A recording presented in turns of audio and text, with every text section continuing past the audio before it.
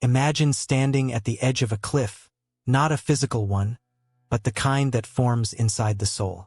A silent precipice where every belief you once rested on suddenly feels fragile, thin, almost absurd. The world around you hasn't changed. The sky is still there. The earth still holds your feet, yet something inside has cracked open. Something that makes even the simplest question, why live? Why hope? Why trust anything at all? Echo with a terrifying hollowness. Most people imagine faith as a warm light, a comforting certainty, a soft hand placed over trembling fears. But Kierkegaard, the philosopher of existential depths, begins in a far darker place.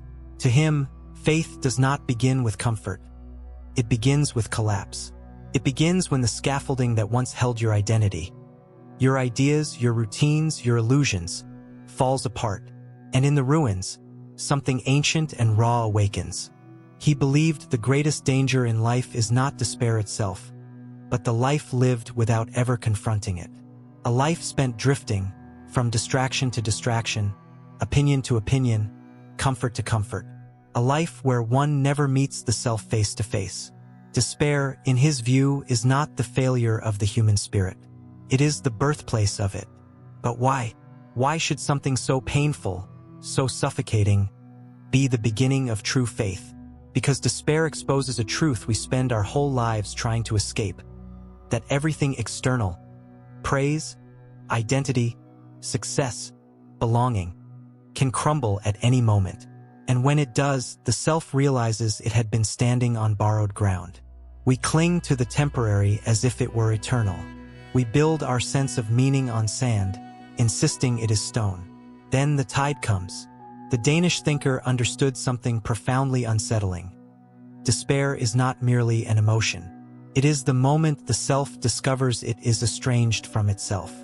He wrote that despair is the sickness unto death, not because it kills the body, but because it reveals the soul's confusion about who it is and what it was meant to be. In that sense, despair is not a sign that something has gone wrong. It is a sign that something deeply real is finally being revealed. Carl Jung once said, "Only what is truly yours can heal you," and Kierkegaard would have nodded, because despair forces you to encounter what is truly yours. The naked self, stripped of the masks, separated from the roles you've rehearsed. It is the shattering of the false self so the true self can finally be seen. This is why faith cannot begin in confidence. It begins in trembling. Faith, for Kierkegaard, is not believing some comforting story or adopting a doctrine. It is the courage to face the darkest truth within you, that you are not yet yourself, that you have been living at a distance from your own inner life, that you have avoided the deepest questions by clinging to the nearest answers.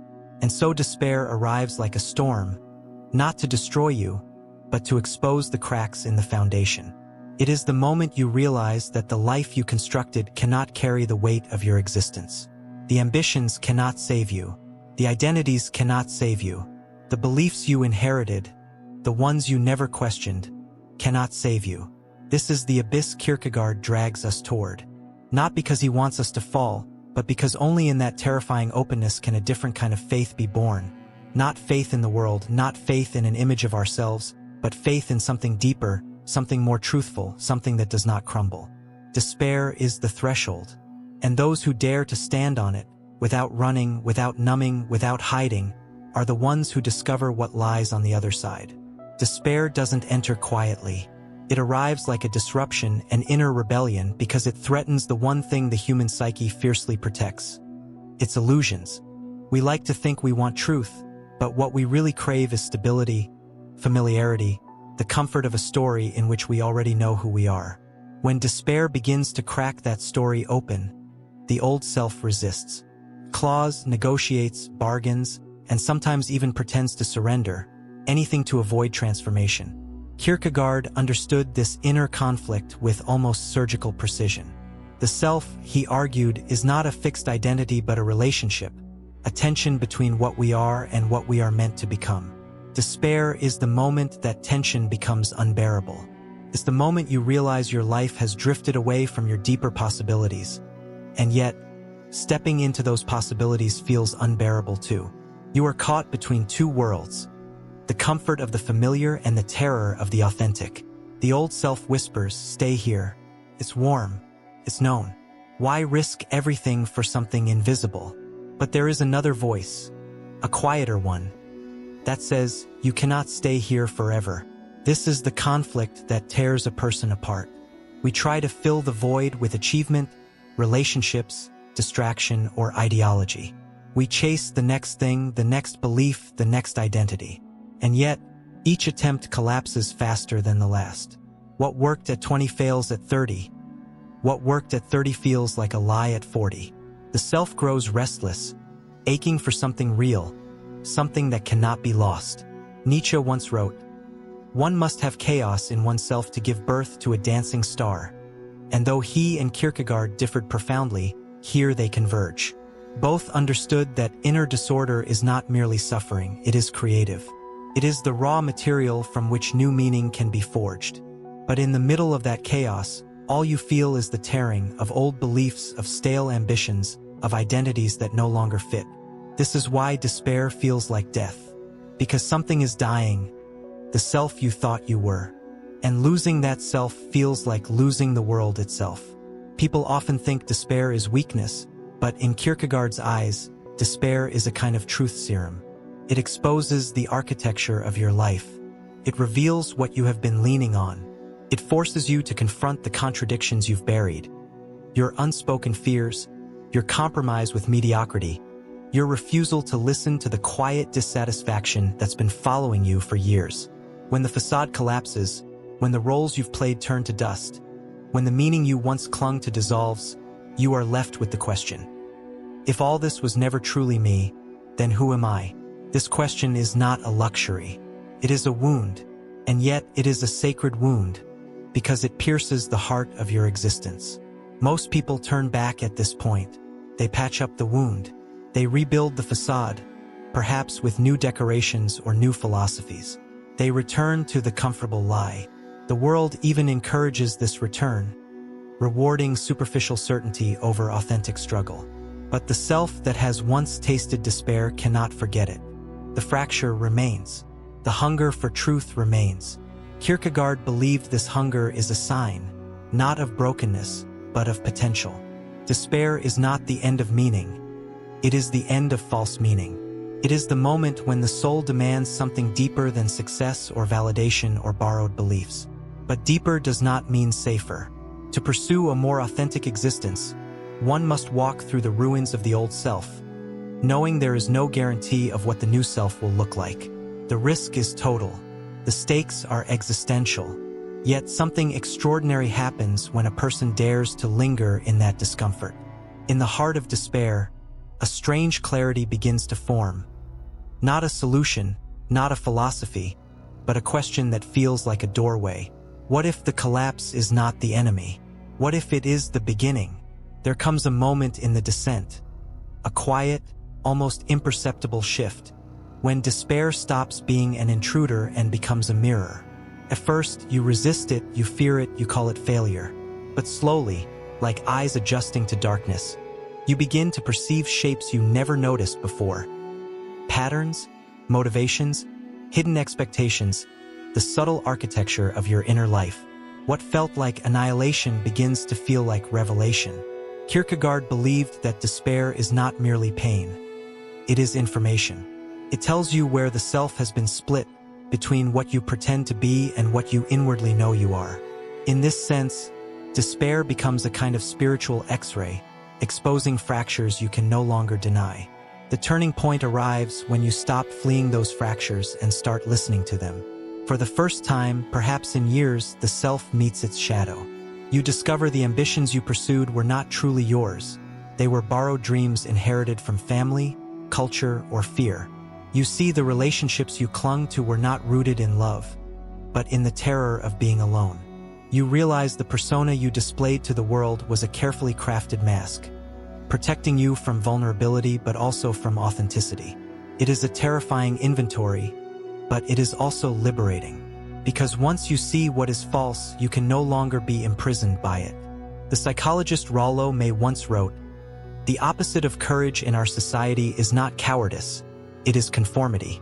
Kierkegaard would have smiled at this because despair is the moment when conformity finally cracks open. It is the moment you see the distance between the life you live and the life you were meant to live.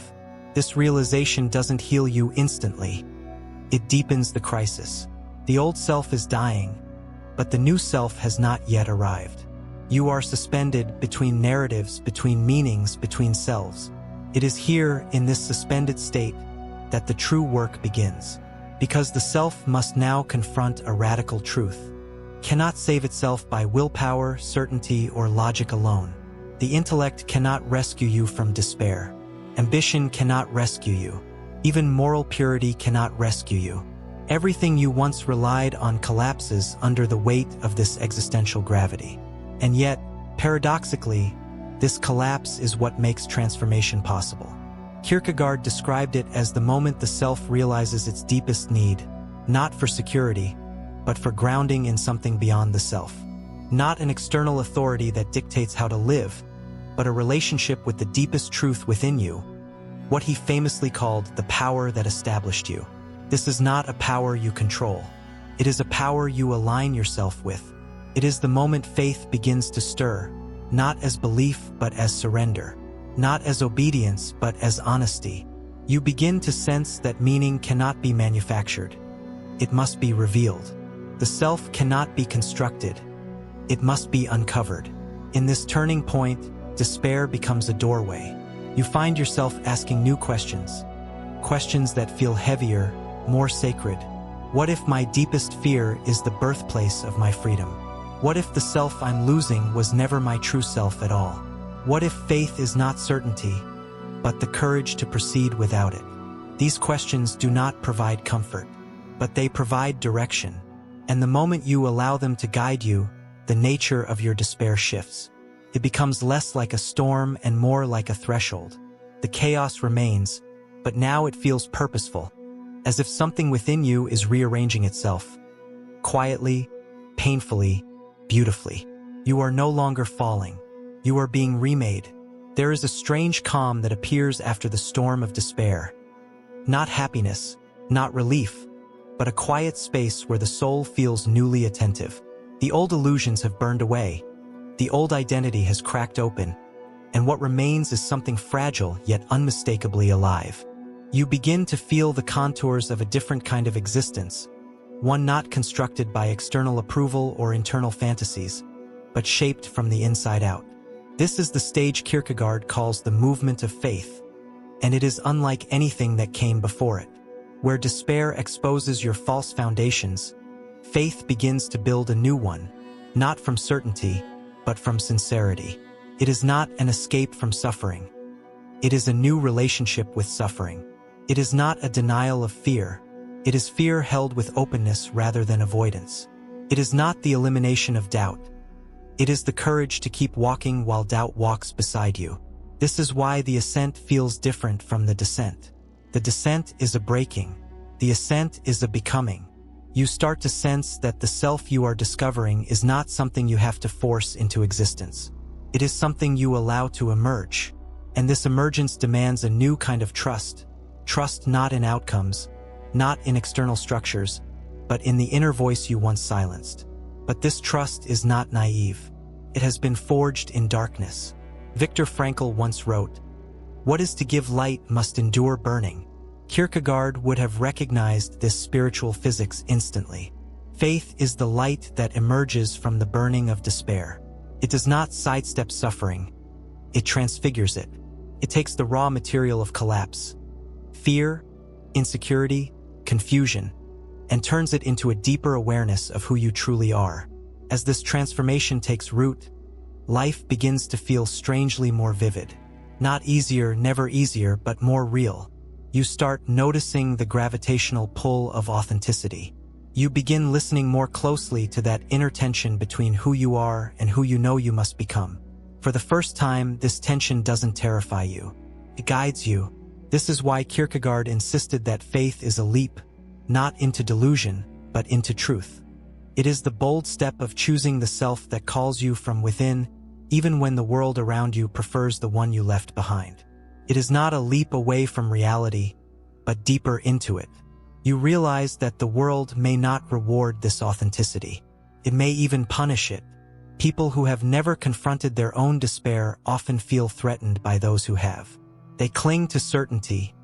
You stand in paradox. They seek approval. You seek integrity. They avoid darkness. You were shaped by it. Yet this distance no longer feels like loneliness. It feels like freedom. The new self is not constructed from pleasing others. It is not shaped by inherited dogmas or societal scripts. It is shaped by a quiet but fierce commitment to truth, to your own truth, discovered not through comfort but through confrontation. And so the ascent continues, not as a triumphant rise, but as a steady awakening. You start seeing life differently, not as a puzzle to solve, not as a ladder to climb, but as a relationship, to yourself, to meaning, to the mystery that breathes through your existence. This is the paradox Kierkegaard leaves us with. The more deeply you face the darkness within, the more capable you become of encountering life with openness. The more honestly you confront despair, the more profoundly you can experience hope. The more you accept the limits of certainty, the closer you come to a faith that is unshakable precisely because it makes no promises of stability. By rising from the ruins of the false self, you discover something astonishing. The strength that emerges is not the strength of invincibility, but the strength of vulnerability. A groundedness that comes not from knowing the path but from trusting the one who walks it. This is not the end of the journey. It is the beginning of a new kind of existence, one that will culminate in the final realization, where faith and despair meet for the last time. There comes a point on this journey where language falters, where the usual categories, hope and fear, light and darkness, faith and despair, begin to blur into one another. It is not confusion. It is depth. The kind of depth you can only reach after everything superficial has been stripped away. Here, at the quiet center of the self, you discover something that Kierkegaard understood with uncanny clarity. That faith is not the opposite of despair. It is born from it. By now, you have passed through the collapse, through the shadow, through the fragile ascent. But there is a final threshold, a moment when the self recognizes something profound. Despair was never an enemy. It was a messenger. It came not to destroy you, but to reveal the parts of you that could not survive. The false ambition, the borrowed identity, the fragile ego that crumbled under its own weight. It revealed the illusions you clung to and the fears you quietly obeyed. It revealed how desperately you wanted certainty, even at the cost of truth. And now, standing on the other side, you see despair differently. You see it as the beginning of honesty. The final stage of this journey is not triumph. It is clarity, the clarity that comes when the self fully understands its limits, its contradictions, its impossible longing for both freedom and belonging. And in that clarity, faith appears not as a cure, not as an answer, but as a relationship with the mystery at the heart of existence. Carl Rogers once said, "The curious paradox is that when I accept myself just as I am, then I can change." This is the final paradox Kierkegaard leaves us with. When you accept despair as part of your condition, you create the possibility for faith to take root. Not because despair disappears, but because you no longer fear it. You realize that despair will return, again and again in different forms in different seasons of life. But now you meet it with a different posture. You no longer see it as a verdict. You see it as a signal, a sign that something within you has drifted out of alignment. A sign that you have once again started building your identity on something too shallow, too temporary, too external. You begin to understand that faith is not a height you climb to. It is a depth you surrender into. Not belief, not doctrine, not certainty. Faith, as Kierkegaard saw it, is the inward courage to be yourself before the truth of existence. It is the willingness to stand without masks, without guarantees, without a script. It is the quiet but ferocious commitment to keep choosing the self that is still emerging from within you, no matter how many times despair tries to drag you back into the familiar darkness. And so the final meeting between faith and despair becomes a kind of dance. Despair strips away. Faith rebuilds. Despair confronts. Faith accepts. Despair reveals your limits. Faith reveals what lies beyond them. You no longer seek a world without despair. You seek a self strong enough, honest enough, awake enough to face it without collapsing. This is the quiet triumph of Kierkegaard's vision. Not that faith rescues you from despair, but that it transforms your relationship with it. The abyss does not disappear, but you learn to stand at its edge without fear. You learn to let it speak without letting it swallow you. You finally see that despair was the initiation, and faith is the response. Despair was the breaking, and faith is the becoming. Despair stripped you naked, and faith dared you to remain that way. And in that nakedness, in that terrifying, beautiful vulnerability, you discover something that feels like the truth you were always circling, but never able to articulate, that the self is not found in certainty, but in surrender. Not in stability, but in courage. Not in answers, but in the willingness to keep living the questions that shape your existence. And so the journey ends not with reassurance, but with a presence that lingers long after the words fade. Faith begins where despair once stood, and the person who walks away from this realization is not the person who entered it. Something has been lost, something has been gained, and something essential, something indescribable, now stands quietly in the space between them. A final truth rises like a whisper from the depths. What you feared was the end was only the place where you finally began.